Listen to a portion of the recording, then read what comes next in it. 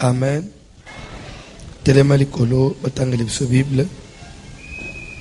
Bazo tangele biso Genèse 31.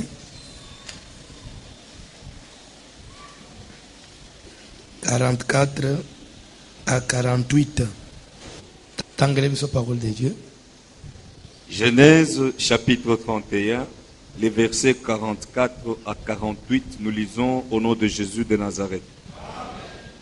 Viens, Yaka faisons alliance, to salaboyokani moi et toi, ngai elongo na yo et que cela serve de témoignage entre moi et toi. na tinete ezala lokola litatoli kati na nga na yo. Jacob prit une pierre Yakobo azwi libanga moko et il la dressa pour monument. atongi yango monima. Jacob dit à ses frères, Yakobo ayebisi bandeko na ye ya mibali ramassez des pierres. bolokota lisusu mabanga.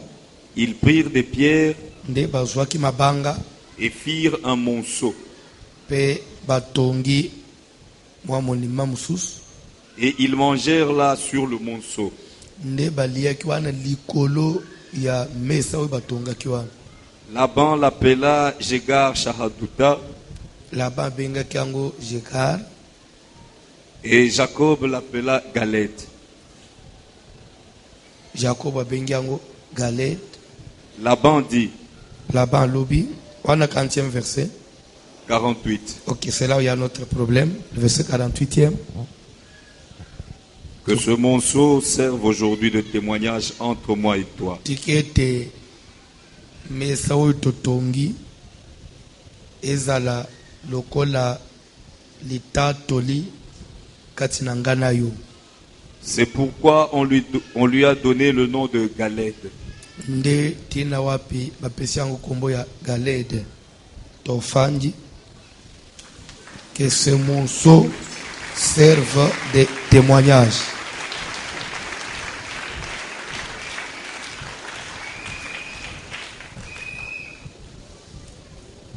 Amen. Genèse 17, ozobanda na verset 9. Genèse 17e chapitre, à partir du 9e verset. Dieu dit à Abraham, Nzambe alobi na Abraham, bozolanda yo zaka kidiba boy, tin église. Zaka kidiba boy. Makambo yo banda ngo depuis classe ti okatanaka. So yena ngo église. L'église peut se okatana usuka wapi? Ulingo katana susu. Toke papa.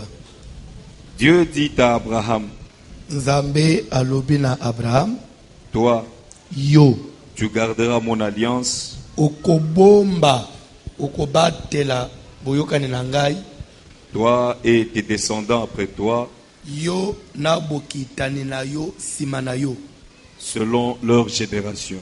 kolandisa ndenge bokolandana. C'est ici mon alliance Boyokani ya ngai yango yangoyi que vous garderez entre moi et vous oyo bokobomba kati na ngai na bino et ta postérité après toi. pe na bokitani na yo sima na yo. Tout mâle parmi vous sera circoncis. Mwana nyonso ya mobali kati na bino akokata mangenga. Vous vous circoncirez Okokata mangenga. et ce sera un signe d'alliance entre moi et vous. Nde ekozala elembo ya boyokani kati na ngai na bino. À l'âge de 8 jours, Tosukelewana. Amen. Je vais parler parce que temps ezamuke ezo permettre te Matthieu tobendango mulai pe sans tote Matthieu tolandi c'est eza thème moko ezali différent na les alliances cachées ou tous autres eza autre chose. Amen. Les alliances cachées eza autre chose. Ici nous avons parlé seulement sur les alliances. Et tandis que ce que tout ce qui est alliance cachée, c'est enseignement moussous. Et je n'ai pas voulu ouvrir trop de parenthèses compte tenu à temps examouqué, puisque tous allés obligés les lotos stopper en go. Dimanche, tous banda service, il y a 30 jours. Déjà, na Kosenga, même déjà partir à lobby, tu peux ce thème déjà pour passer l'élection sport et banda Oleka. Tous banda dimanche, tu peux ti le 2, le 3 octobre, tu aussi ce service sango. On a tout le boulevard triomphal 2 jours. Le 2 octobre, c'est un samedi. Et le 3 octobre, c'est un dimanche. On est tout clôturé. Et plus, objectif et service, soit les ayants que, aux temps, il y a qu'à prier, aux temps, il y a qu'à rappeler Nzambé. Service, tout ça, in mois de janvier, il y a dédicace de l'année. Quand même, il faut aller au tout le monde makambu différemment na au tout le monde bani moussous. Amen. C'est une année où on a eu le temps, il y a hôtel Missanzambe. Année aussi les au bongote. Nzambe appelle Nzambe à rappel. Même hier, moi, aux solana, Jacob, c'est que lève-toi. Zobasina una bana na yo ukende, car je suis le Dieu de Bethel, là où tu avais un monument. Zamba zola pe na zanzambo bokutana kana na Bethel na ibandeli ya vina yo place wapi upakola ka monument ngai nzambe wana nde na yo obimela yo. C'est-à-dire que service à 30 jours eza lokola dédicace de l'année c'est 30 jours. À tous ça sous 30 jours. Eza pour te rappeler les dieux. Il y a dédicace en janvier où il y a la Kakibiso qui est 2016 à Comitalis. Mais on a comme l'impression que l'année Zokende na aussi là, il y a nos symboles na Nzambe, na makambo yo kana kina Nzambe. Amen. To boy take Nzamba zo sunga bisote. To za na bomo Nzamba zo sunga biso. To za mbone sante Nzamba zo sunga biso. Uzonji mamenete. Komuni ozaki jibu. Quand même, moi, Mike Zomonan, ils ont dit Sungina Nzambe, mais il faut quitter. Pour autre, il y a janvier, il y a Yangote. Il y a de quoi, tous ont gagné. Un contrat, c'est un contrat. Il faut que les clauses du contrat soient respectées. Ils ont dit Nzambe, et voir même, dans ce qu'il y a dédication, tout ça, là, offrande, oui ou non. Si vous avez aussi le Lobongo, il faut une ambassade. Oyebi, peut-être bien oyebi te. Les toujours préparer campagne. Ngai na prière na ibise Nzambe campagne yo.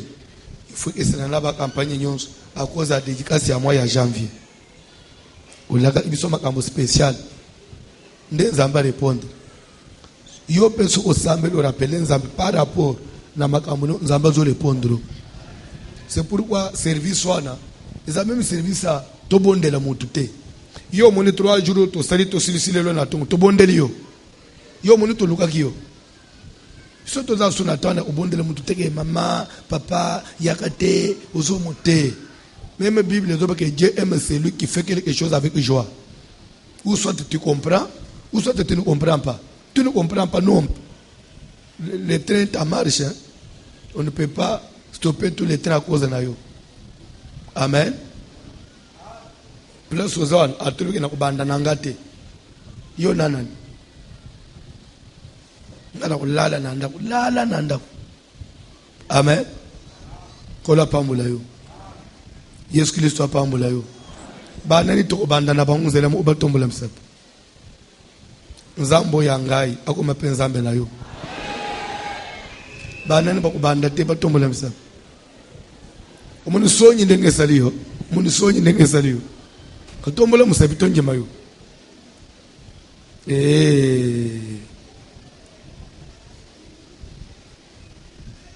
Amen. Kola pambula yo. Ndako wangu pe olingo kangama na oza supre ya vie. Olingo kangama na. Oli oyo uluka nzambe pe so atele pangu na yo moko. Toko uluka nzambe pe osunga biso. Nzamba pambula yo. Alors, toujours le bien sûr les alliances. Viens, faisons alliance, moi et toi, et que cela serve de témoignage entre moi et toi. Une alliance, c'est un engagement entre deux parties. Vous comprenez? C'est un engagement entre deux parties. Cet engagement peut être conclu entre une personne et une autre.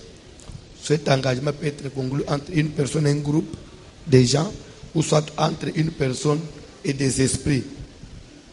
On peut conclure l'alliance avec le diable.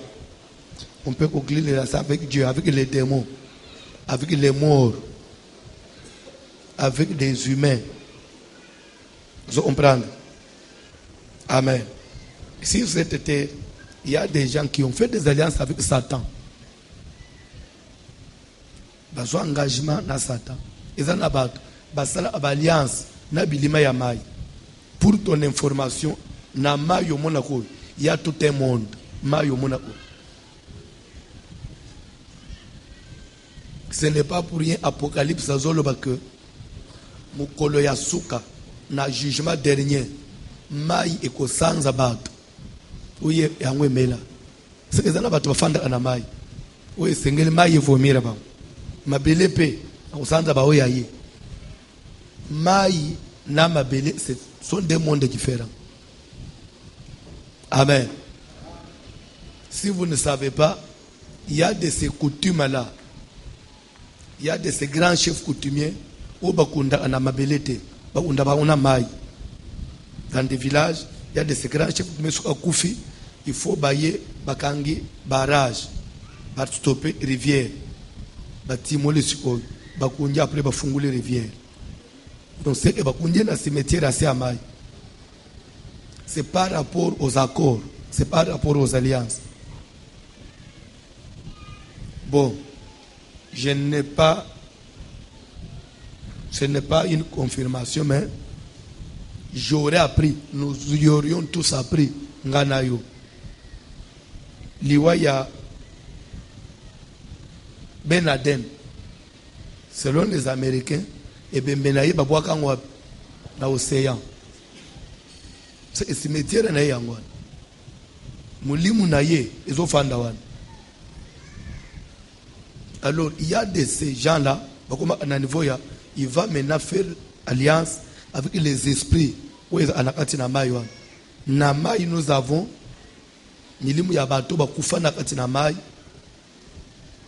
Namai, nous avons, Bilima Yaseamai, entre autres, Mamiwata, Batatiwata, Ba Nyamaya Minene Yaseamai, Esprit Nabango, Satan a travaillé en ayam. Il y a des gens qui font des alliances comme ça. Pour ouvrir une parenthèse, ça risque de m'amener loin. Parce que wana nazo dinganeti na autre alliance cachée.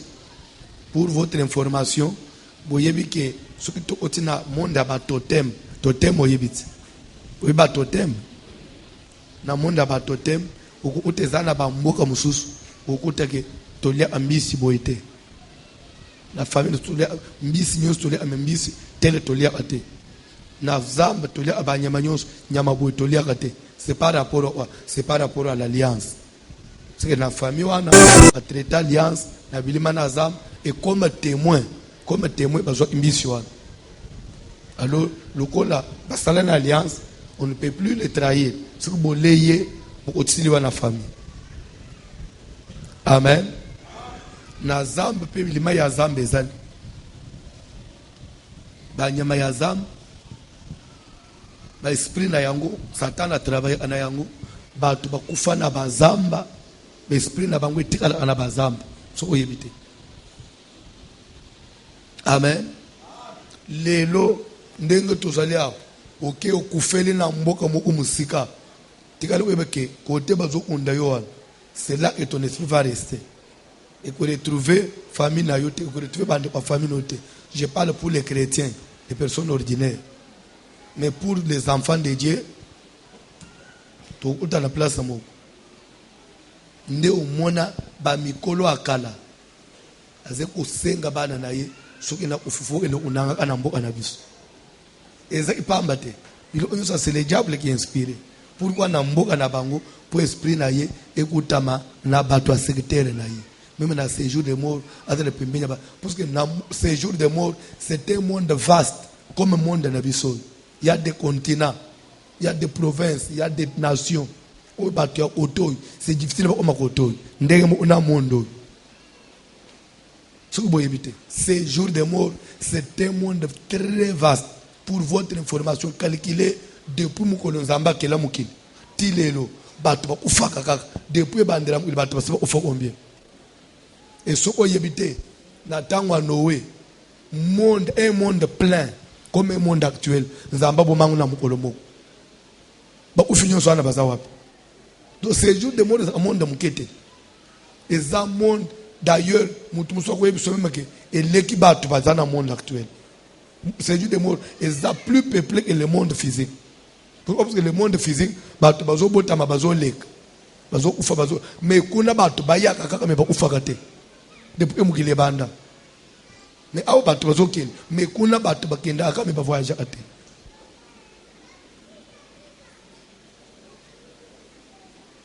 Kola pambula mutumo. Amen. Donc une alliance, c'est un contrat, c'est un engagement entre deux parties, entre deux personnes, entre une personne et une divinité, entre une personne et des esprits ou un esprit. Tout vérifier verset moko, si je vais le retrouver facilement, je vais voir 1 Corinthiens chapitre 10 verset 20. 1 Corinthiens 10 20. Paul Azolabani. Pour ce qui concerne les alliances. Je dis que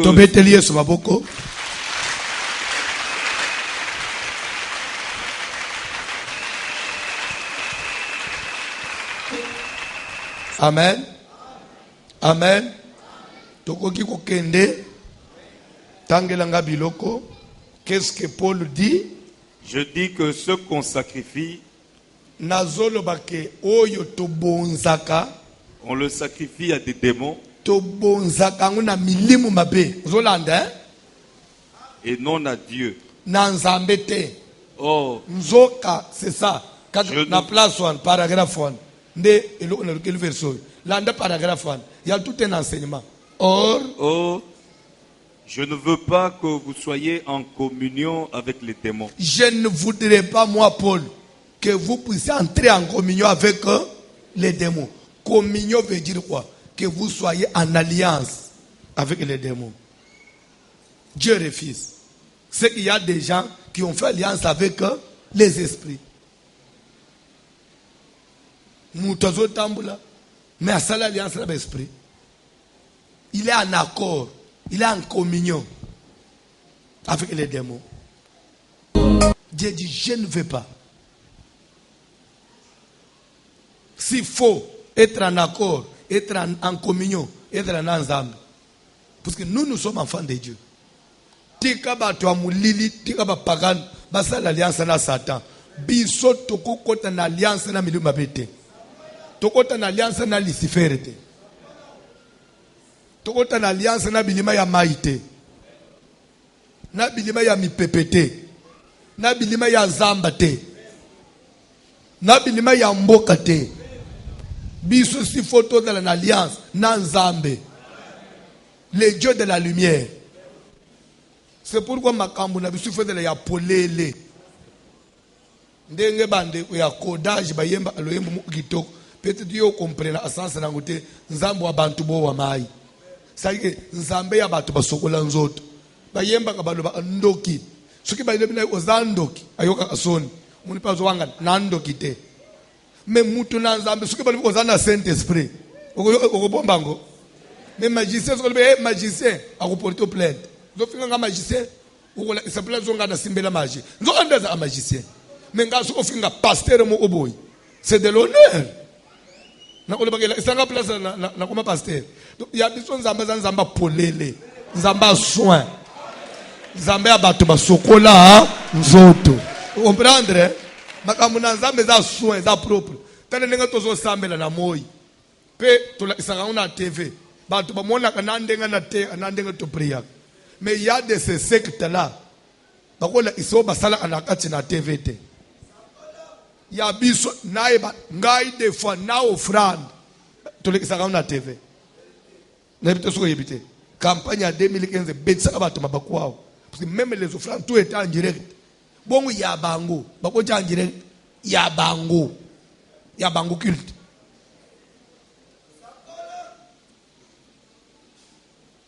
to tambula na nzambe ya propre nzambe ya moyi.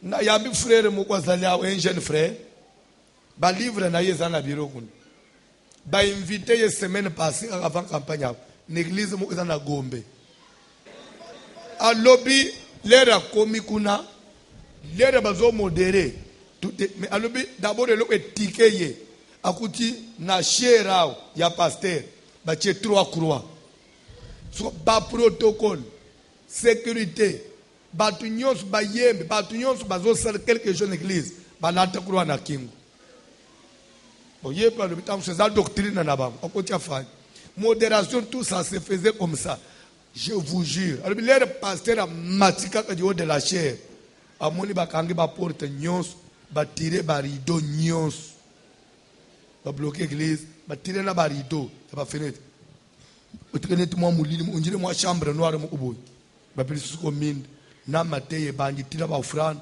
isalame bon ti prière ici habita musuka que jour wana ita mususu bon aye deuxième jour même chose abilera ke kolala na butu nda moni siko bazo senga ye ba baptiser siko na bilo omo nda kimi aye siko ba na ndoto na ngai te na zamwana vasilo masubo ndoto aye na ba livre ba pesa ki po adere ko mamambre le pasteur Tumbang na tubo kenda ka uluka nini bandi batu bukenda uluka nini never se bidini chose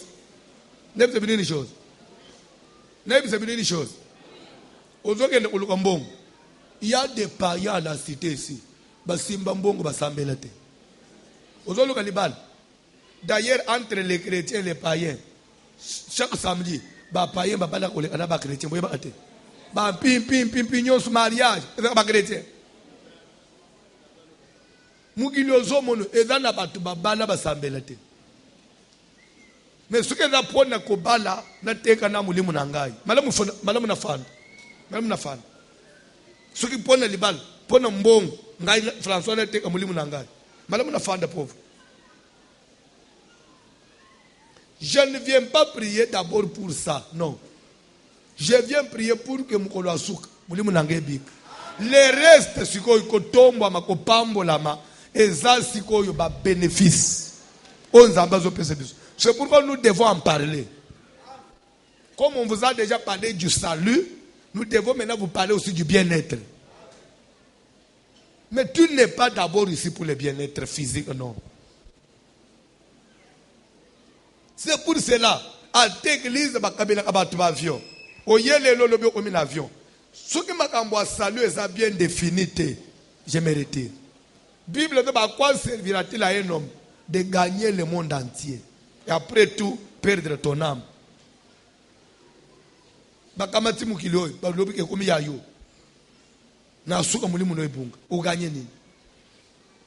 Mais actuellement na mboka na biso, likambo salut, on en parle peu. Mais plus, bazo vanter bilo omususu. Même batu zo na batonde na l'église a. Salut aye bien goûté. C'est pour cela même les lots, Yesu ya ekeko, batu bazonji maye. Yesu ya photo, batu bazonji maye. Nzambe suki ya ndenge nini, batu bazonji maye. Mutaza même prêt, aka matemwa ekeko moko boye ba fabriquer ba lobike nde Yesu alati na kingo.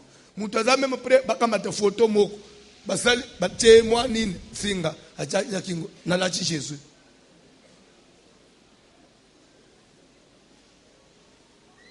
pendant que Ancien Testament, tout le monde a nouveauté. Ancien Testament, tu ne feras point d'image taillée.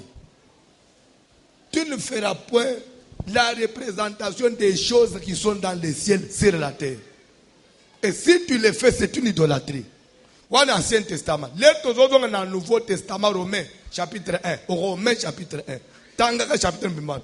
On dit ceux qui ont adoré et servi les créatures au lieu du Créateur qui est béni éternellement. Amen. Créature, ça veut dire quoi? Quand vous portez une photo d'une personne qui représente Jésus, c'est que vous avez adoré la créature au lieu du Créateur. Et vous mettez cette photo même sur le calendrier dans votre maison. Et vous faites foi à ça. Dieu est esprit. Vous savez, moi je crois que c'est le droit. Il fallait comprendre à mon ensemble bien, mais je suis désolé que science est science, spirituelle est spirituelle. Vous savez, il y a un article dans la Bible, donc, c'est-à-dire que tout un article de la Constitution. Du moment que Jésus a dit que car Dieu est esprit, il faut que ceux qui l'adorent en esprit. Automatiquement, tout ce qui peut représenter Dieu physiquement, en droit, ça tombe. Moi, je n'ai pas fait les droits, mais toi, tu devais mieux comprendre plus que moi. On dit car Dieu est esprit. Il faut que ceux qui l'adorent aussi l'adorent.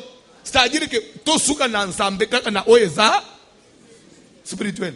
Tout ce qui représente Dieu physiquement comme ça, hors constitution. Mais Bible est la constitution, tout verset de la Bible est article de la constitution. Et tout de l'Ancien Testament au Nouveau Testament, il y a eu des articles qui ont été révisés.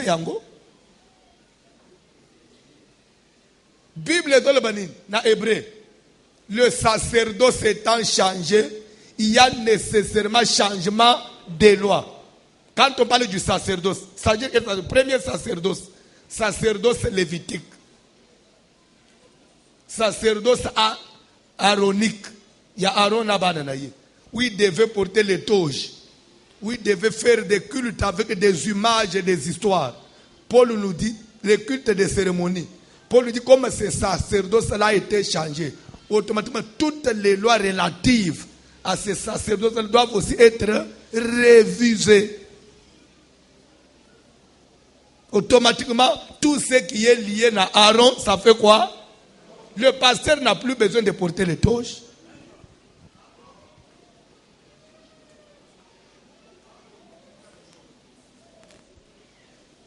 Tala, sakana na lobiko na yo, hein. Ozomona unjire blague, mulimu na yo wana, ça coûte cher. Nzambe kufela yo na ikulusu. Ka upone esprit no mo kwa bi isango. Mulimu nzambe kufela ikulusu. Lelo zo kende utambula na ngoko tsa n'importe où mama. Pone biloko amukili. Biloko ampe uzozo pete.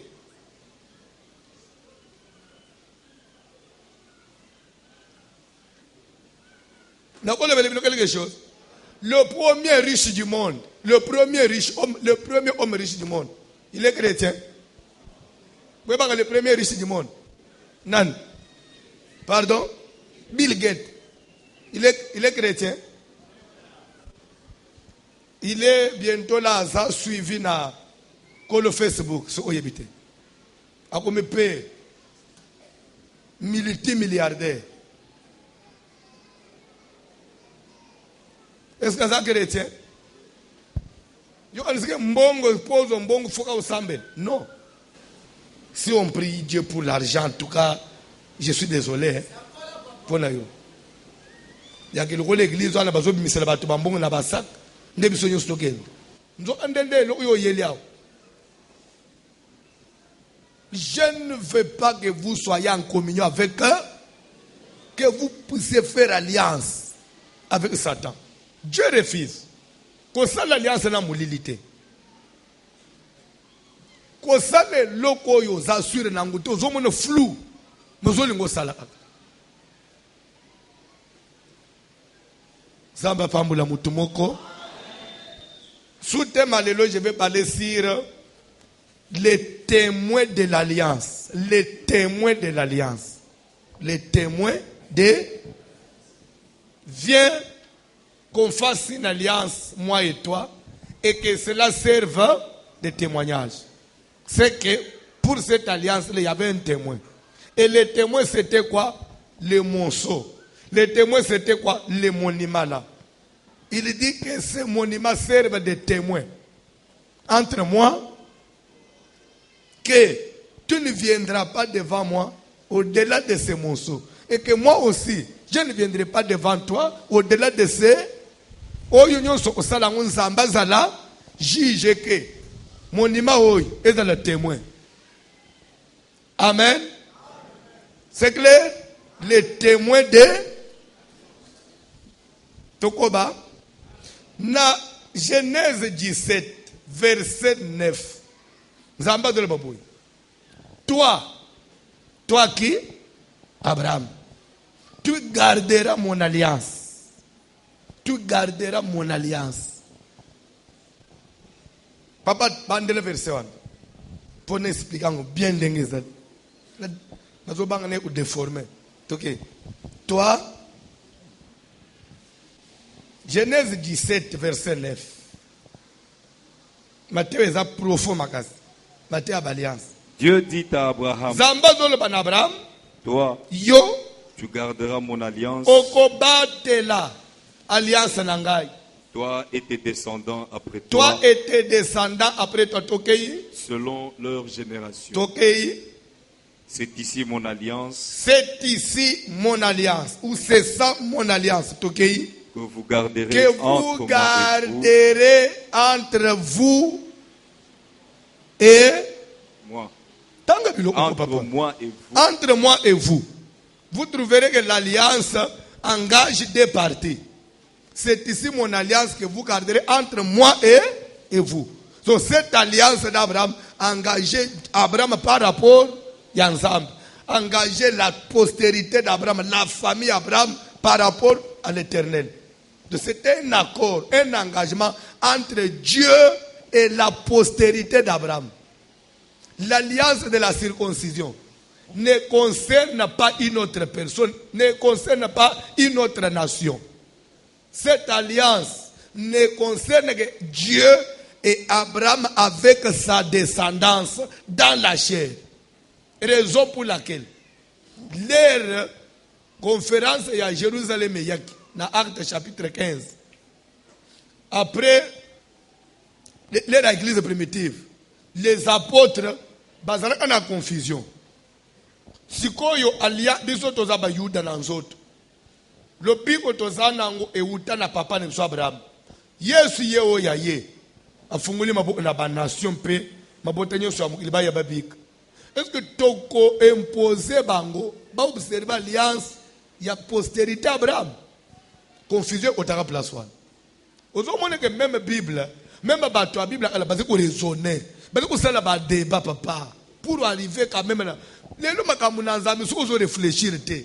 Ba peso nga brite bongo pe oyambi papa. Ka po ba tei na TV. Ah. Bon ya te ya wapi? C'est la Bible. Bon Bible ngana ko tanga na vérifier te. Donc ndenga kana fanjawa pasteur moko pe apôtre moko po amibengi kaza munene. Alobi ko sala boy nga François pe na njimi. Kaka na muke na ngayo papa ekoleka te.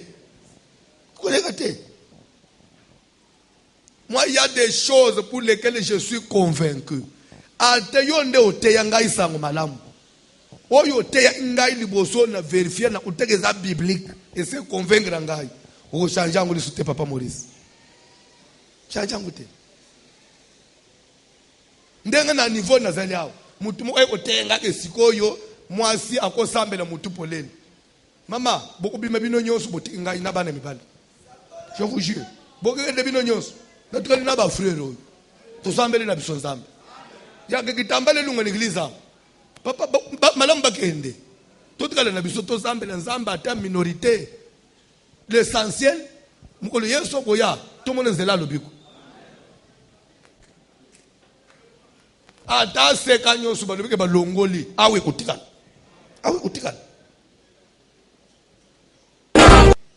puisque eza mibeko aseka te eza mibeko ya bible otalaka meme bafilme ya bakarashika te ya banigérien oyo botalaka na bachaine awo ozomona na bafilme wana les églises de nigériens basila bakitambala na mutu eza aseka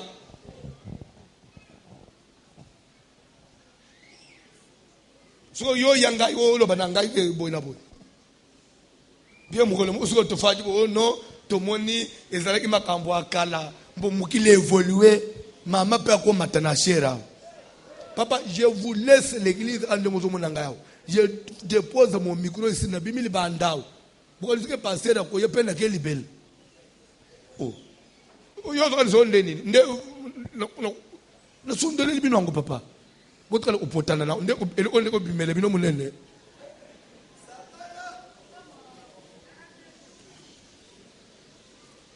nakoba yobeta mabo auto avancer c'est-à-dire que kozala mwana na nzambe zanini ndengo fanjwana edana makambo fo bateyo yo pe ozwi temps o vérifier soko osukisami ke zabongo ethical dogma webi dogma c'est-à-dire que ça ne peut plus, on ne peut plus discuter. Donc, c'est-à-dire qu'on ne discute pas. C'est bon. Maintenant, quand moi, quand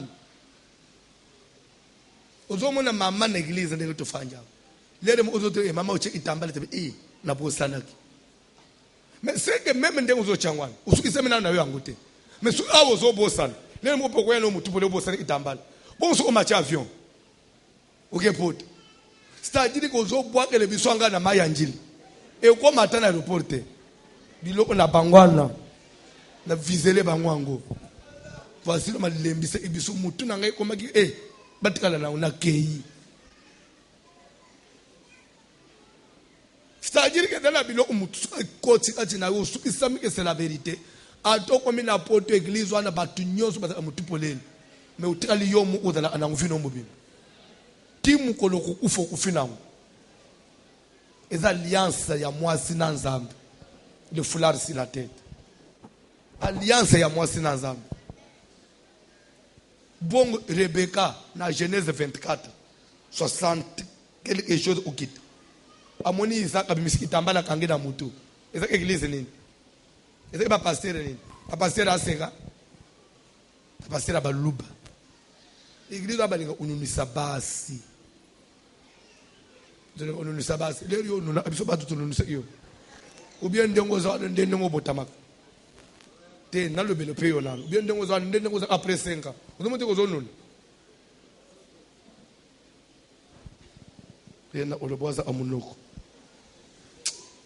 na lobi mabe papa na lobi mabe te po o banunisa abasi toto na tantine Genovi tantine ndende ngazalaki boyebi ye ya 5 wi uno azonuna te même ngai pasteur na zote ndenga na zaboy ndenga na 2006 soko nana zonuna sangai ya soko na bantu osateke na mutu bonuna sangai nanu nanga moko banuna sangai neti yo pozonuna yo moko yo otele misenyo yo azuko longole kitambale ndo ununa te kudu lero signyoso yokoma upembo ko bantu ochangu yomo utu bate yote ba mama le mso mikolo bazana bakitambala na mutu eza ya doctrine akoma ko bomba suki apembeti wi mama nakosi zamba pambula mutu moko tika lobiko na nzambe otala bomwe na yo un jour mabelo ekotikala soit soko olali na serikeite Jésus viendra, nous serons enlevés. Et Mukolowan, yo na nzambe bo osuka wapi.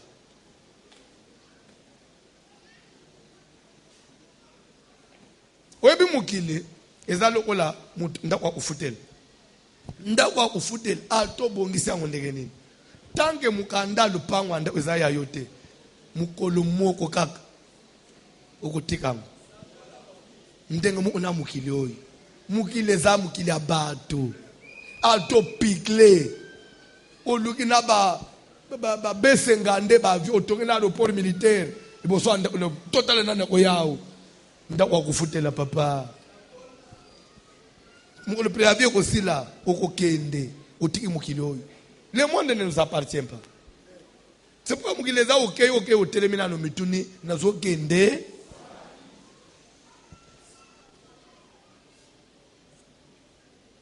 nazokende wapi na vyoyo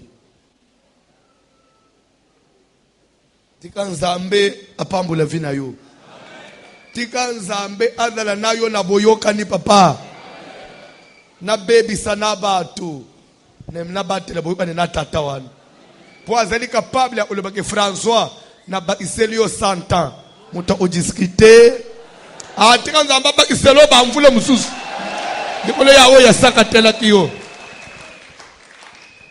to sepelisa nzambe toko umela na mokili bolande bilobela batu te omoni matena biswa makasi oyo wecha abantu malalezo ya kokamwe eza peka na batu balingi biso kana makambo makpe wana lere tozo sala ba action awo ezotonda na banani batu balanda biso sike kana makambo makasi wana ya aussi des gens qui nous aiment comme ça batu pe basalama pone kulinga vérité baza et ce qu'on tellement ba lembise évangile wana bazo sala ba plein koleka biso te comme même zambe na ba vantire te avantire anasuka namo naka mata faiblesse na ngai na te yango ko ma doctrine te so par exemple ngai François na sa colérique na bande ote ba la colère n'est pas mauvais papa bon kande zambe zambe yemo ko silika ka pasteur ko silika ba ko silika ka bon siko mukolo nzamba kusunga ngai a briser ngai na tikikanda et que j'avais déjà prêché cela ba tunyo so mna te ka mabe wana na ozonga na bisa bangu ke bozonga ya ngai esili les imperfections même il y a pasteur ako misango doctrine te parce que nous sommes tous en train de courir vers la perfection ko linga te même yo serviteur suko yo banda ko sapu yo luka ba verset mu porter sa position OK ozana na torte non la vérité doit être proclamée dans son entièreté même si c'est contre nos intérêts tout intérêt à Christ.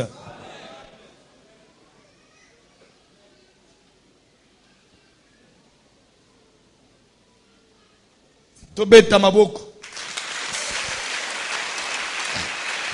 tokomi na suka presque tokomi na suka silisema verset wana matelengi mais c'est ici mon alliance que vous garderez entre moi et vous et ta postérité. Quand on dit c'est ici mon alliance que vous garderez, nous allons changer français. C'est ici mon alliance que vous observerez. C'est correct. C'est ici mon alliance que vous respecterez. C'est comment pour dire quoi? L'alliance, on doit l'observer, on doit la respecter. Quand je dis que vous respecterez, c'est-à-dire que le contraire nango, punition quoi, sanction quoi. Là où il y a l'alliance, soit vous observez, vous marchez de pair, ou soit vous passez outre, vous subissez les conséquences. C'est pourquoi quand on parle de l'alliance, attention. Nous n'avons pas présenté l'alliance, nous n'avons pas présenté les conséquences. C'est ici, c'est ça mon alliance, que vous devez observer, que vous devez respecter, entre moi et vous. On s'est mis d'accord. Voilà comment nous devons marcher. Moi, Dieu, je vais respecter. Et vous aussi, vous êtes tenus à respecter cela. C'est ça le rôle même de l'alliance. Alliance, ils vont faire respecter les deux parties. Les intérêts doivent être conservés entre les deux parties. Et Dieu dit à Abraham, moi, je serai votre Dieu. C'est que par rapport à toutes les nations de la terre, je deviens le Dieu d'Israël, le Dieu d'Abraham. Batu musu bako belela ngai kambe même nga mutu na keli bango. Bako belela ngai, je peux être registré. Je peux faire semblant, mais pas vous. À cause de l'alliance. Bino suki bo ngangi. Attends na ko sala autre chose. Il faut na répondre. Raison pour laquelle biso Congo démocratique tozaka na buumbu ya babeli jao. Tolela kinzamba kitaka. Mais l'ère Israël, l'ère en Égypte. Zamba intervenir à comme la Bible. À cause de ce qui ngai na yo tokoti na alliance ya Nzambe. Tokoza le différent na batu mususu. Ce qui crise ye na mbok batu bazo teka na zandu te. Ce qui yo zana alliance na Nzambe ongangi automatiquement Dieu réagit. C'est ça l'utilité ya alliance. Alliance c'est comme ça mutu mise à part. Et comme ça mutu il n'est plus ordinaire.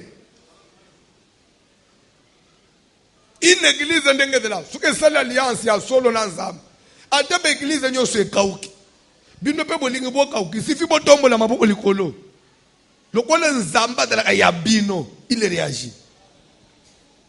C'est pourquoi Dieu ne peut pas rester indifférent au cri d'Israël à cause de l'alliance. Et Jésus-Christ ne peut jamais rester indifférent au cri de l'église à cause de l'alliance. Je disais ceci. Dans la conférence à Jérusalem, il y a la confusion. Tu imposé circoncision, tu imposé te. Tu imposé te. Bakabwana que des poissons. Ça veut dire quoi? Nous imposons aux nations de se faire circoncire.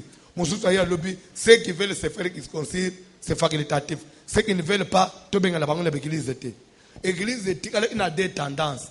Et pourtant, ce qui n'est pas correct. Dieu n'est pas le Dieu des chaud et des froid. Et les cas n'étaient.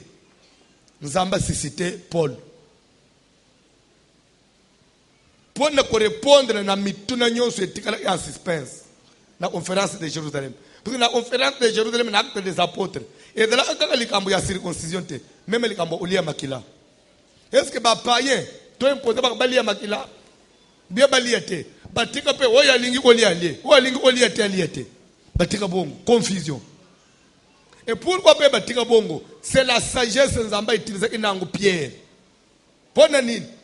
C'était jour où soit tabayokani, église ekobi, ou soit tabayokani teba betani makofi, mwana na mwana bendan. Pierre a monique, ezo kende mabe, ezo doit lire à mabe. Nde Pierre se souvenir, alléluia, Dieu des promesses. Ayoki voit mon intérieur, ezo le bisaye, si mon fils de Jonas m'aime tu, paie mes brebis. Si mon fils de Jonas m'aime tu, paie mes brebis. Dis la troisième fois, si mon fils de Jonas m'aime tu, Seigneur, tu sais comment je t'aime, paie mes brebis. Ndayo, il faut avoir Pierre, paie mes brebis. Et il y a au pétre ma brebis en go. Église des Opanzan. Nde Pierre, tellement 5 paroles. Alors, oh mon frère, voyez bien qu'évangile, Zambi pas salanga promesse. Que tu es Pierre, si c'était Pierre, je bâtirai mon église. Tu penses à toi, Jésus. Pour ne pas différent, où il y a se comprendre tenanine. Au lieu de Kabwana, tu as les deux tendances et marcher. Mais je sais que le Dieu du ciel va nous éclairer. À côté de la confusion. Bah oui, bah côté que batubali ya makila te batei. Bah oui, bah côté que batubali ya makila batei. Mais l'essentiel est bisogno surtout prêcher Christ. Ba divergence wana to zongi c'est le nyongo na mulimu santo. Nde batu nyoso babeti maboko Pierre lobi bien. Pierre dans l'acte des apôtres. Nde récite à église conférence et bimi bongo. Lere ba keyi quelque temps après Jésus a kutani na Saul de Damas oya koma Paul. Lere bengiye il fallait baptiser Paul. Que je t'envoie un monsieur. C'est un instrument que je me suis choisi. Quand on dit un instrument c'est par rapport au travail. Paul n'était pas une personne, mais un instrument de travail. Un instrument de travail. Un instrument de travail. C'est pour cela makambo mususu soki nzamba pona mutu komi comparer na yete. Na sala makambo mususu okozela na lemba na kolemba te. Parce que je ne suis pas comme toi, moi je suis un instrument de travail. Yo zo sala na nzoto physique. Ngada za pau. Pau elemba. To comprendre na yete. Pau. Un instrument de travail. Baby ça na ne keba, aza instrument musala na ngai. Boko yo mono na sene. L'air nzamba évoluer na Paul. Paul a tellement par le Saint-Esprit. Abandi ko la circoncision de la chair n'est rien. Toko ko imposer ba tu circoncision te. Même bino ba Yuda. Circoncision nzote za yango te. Ce n'était que l'ombre des choses à venir. Dieu voulait nous amener na oto komisikoy. La circoncision que Dieu recherche, c'est celle du cœur. Faites circoncire vos cœurs. Ndeli kambu ya confusion ya circoncision physique celle nini ekwei éclaircissement yé. Nda ya telemi peli kambu ya makila. Ateya lobiete, mangez de tout ce que l'on va vous présenter, mangez tout ce qui se vend au marché. Sans vous demander que babomandenge nini e utawapi. Car li kambu na makila ezali susute. Ezana makila moko se sopana. Le sang de l'animal n'a plus d'importance. Ce n'était que si on devait, dans l'Ancien Testament, respecter le sang, et dans l'ombre des choses à venir. Dieu voulait nous enseigner la valeur que le bigo na bisonyoso et que uta na makila yangombete yantabate makila na mwana na mpate Jésus Christ. Lokola yango se sopani makila ya banyama valeur na ngwe sali nini esili tokolie musunyi nyos edela ya makila de la sa makila pona ni tawana ndele le pierre te ibongo les communes à Jérusalem. Paul, je m'excuse, et communes à Jérusalem batreta Paul d'apostate, d'un apostate. Balobi anyatawote. Quand Pierre les sous à tellement na ba épître de Pierre. Alors faites attention avec les prédications de notre frère Paul. Et rempli de sagesse et d'intelligence. Batoy basali faible d'esprit bako tordre sens. Mais oyaza na nzambe akoyeba ke ezali vraie vérité. Paul a témoigné, Pierre a témoigné à Paul. Si vous avez un pasteur à Kinshasa, allez m'aider na fumbwa. Azona bake tola ande biloko a Paul te. Paul azoko make masa te yete etalié. Azakutela basa Corinthe. Odomone te kazali muto za faible d'esprit azo tordre sens. Par rapport à témoignage à Pierre, déjà tout déclassé. Mais comment vous devez comprendre la Bible? Niveau de compréhension naïe.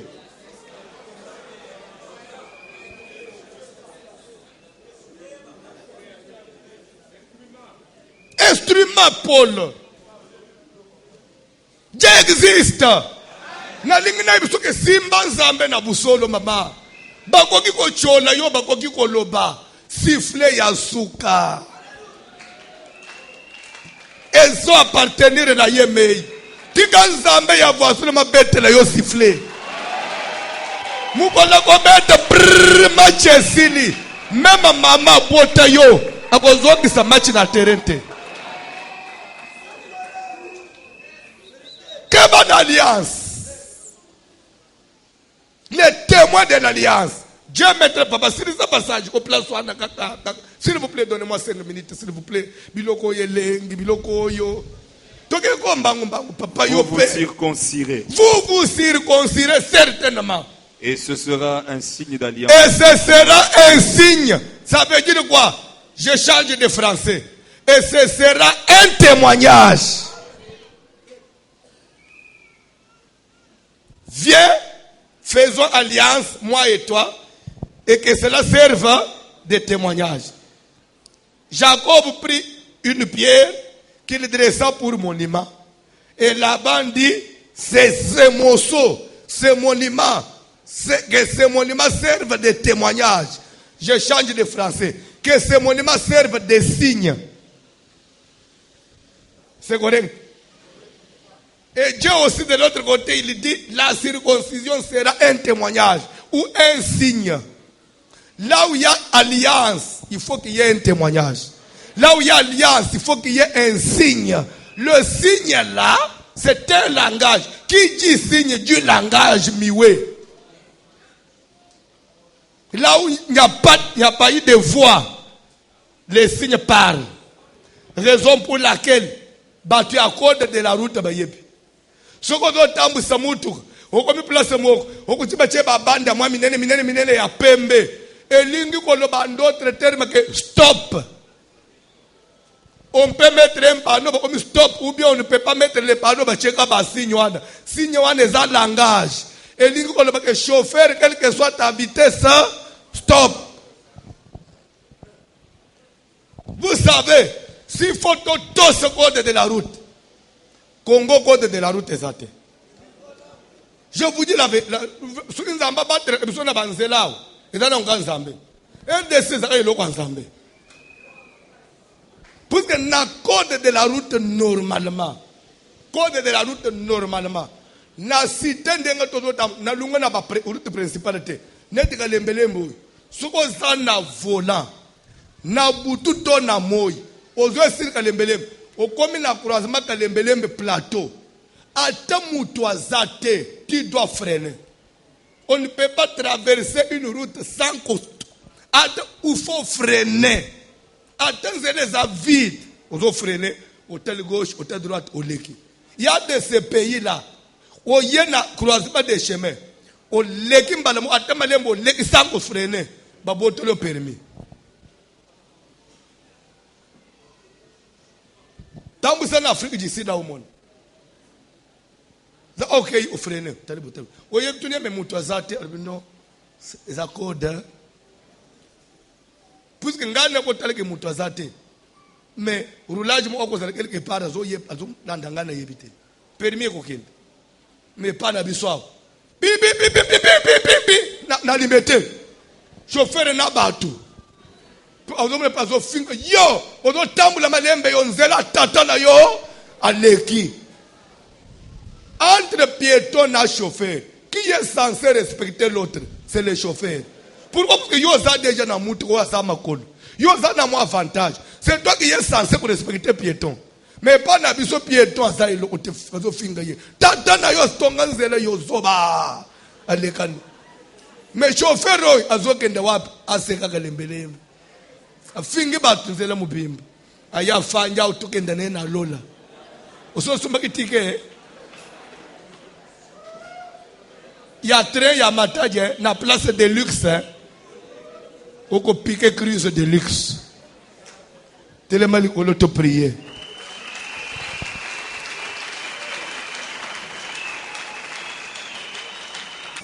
Bayembi kantik. Tindelanga mwa biloko hana. Mulimu nangaye Eli Elisus. Naza posana prier muke. Mulimu nangaye sala nini? Eli Elisus.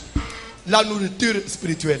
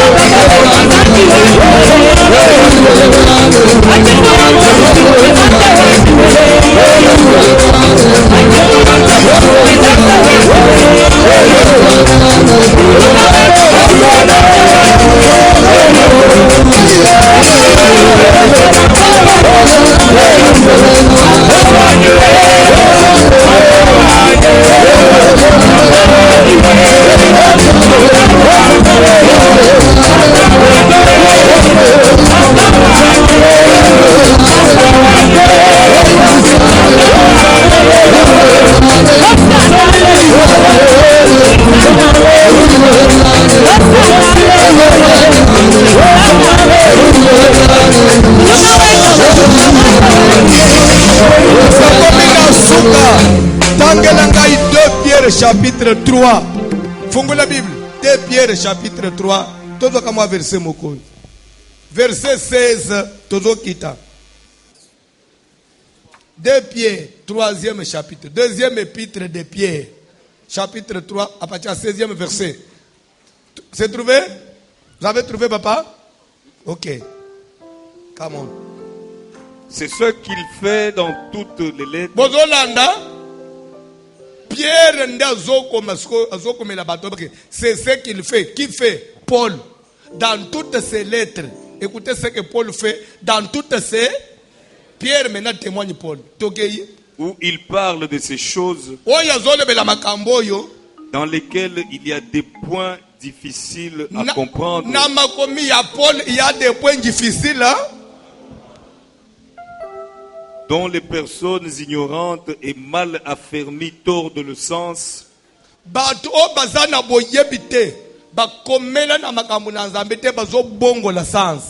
Puisque ce sont des points difficiles à comprendre. Comme celui des autres écritures. Il y a toujours des points difficiles. Pour leur propre ruine.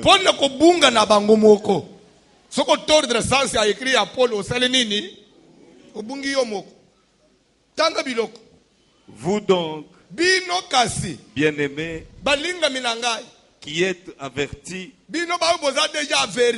mettez-vous sur vos gardes, de peur qu'entraînés par l'égarement des impies,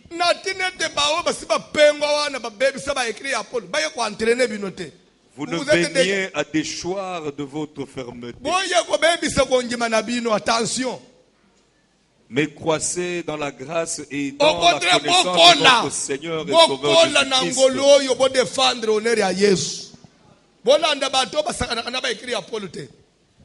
À lui soit la gloire. Alléluia. C'est que écrit à Paul, ils ont touché salut.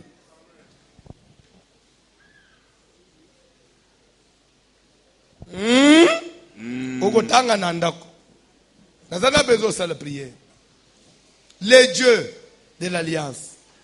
Yebisa Nzambe. Na vota yo. Na Yesu ko renouveler vote nange pa na yo. Parce que n'a pas renouveler sous vote na papier na yo, au bois le bulletin na yo, au bois le sous Jésus. Pourquoi renouveler ngoli sous? Les gens ont besoin de prier. Au pesa sous Yesu place ya monene na motema na yo. Yesu ya mona na kate. Yesu ya elilité. Mais autre mona kaka aux yeux de la foi. Il y a photo te. Quand Jésus est invisible aux yeux physiques, mais visible aux yeux de la foi. C'est ce Jésus-là que je prêche.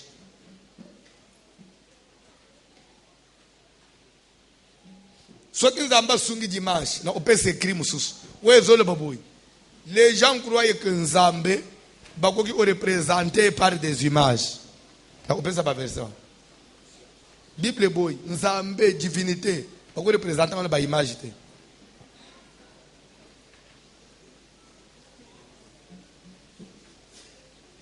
Sambela, Jésus a fanda achemu beaucoup. Tonga monima ya Yesu na kati na yo. To sambela na ombonezo.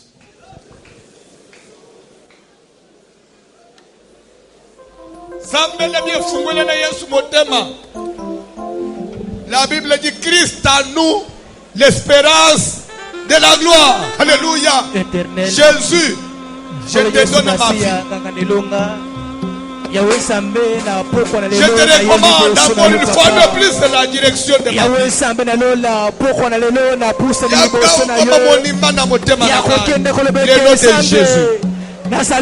Beaucoup d'ailleurs font éternel Dieu, confondez mon témoignage, papa. Yakokende kolobeke, simenangayi sambe konfote yo. Pour le long sambe na lola, nazo konfote yo papa. Nazate na esika mosusu na kokende. Nazate na moto mosusu na konforo nga motema. Mais pour le long éternel Dieu, pas seulement na foro motema. Nazo koyo simenana katema na ngayi sambe. Yakokende kolobeke sambo kosa.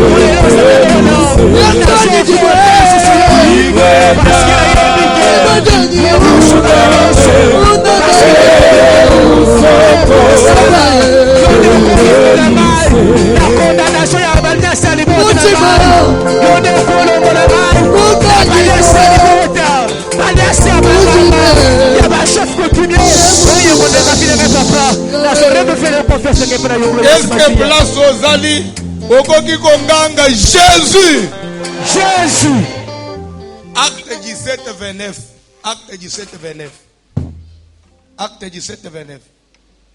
Rapidement.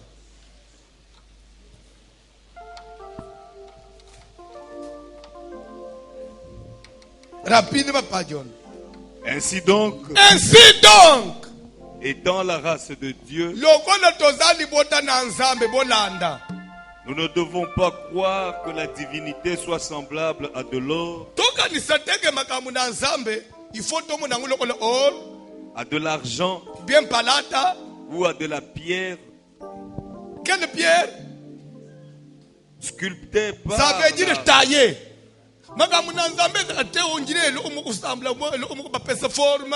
Divinité ou quoi?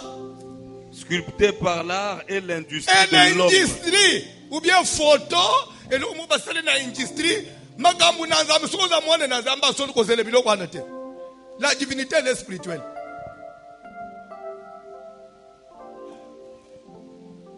Là c'est Nzambe.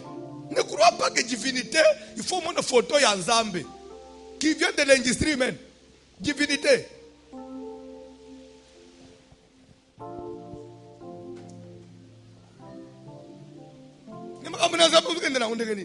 Nous ne devons pas croire, comparer la divinité, comme on dirait, il faut montrer à Jésus. Divinité comme on a une pierre sculptée, taillée, ma petite forme. Bien, on est une industrie de l'homme.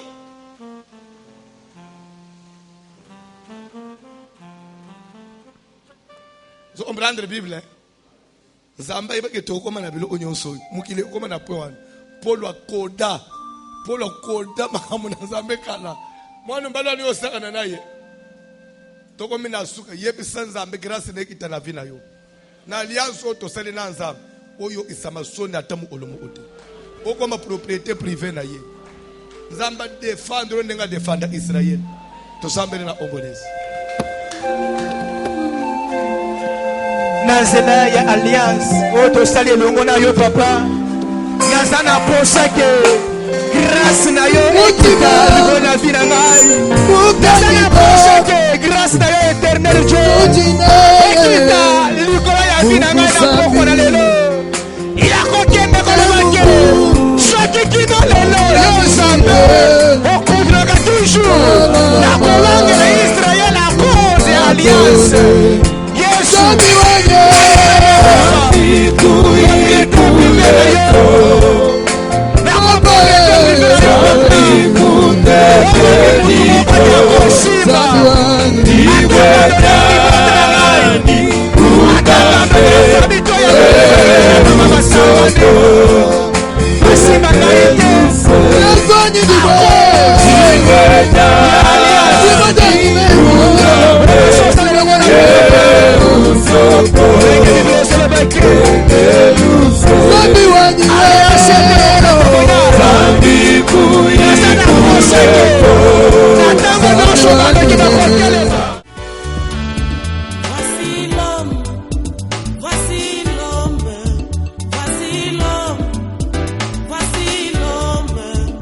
homme de douleur.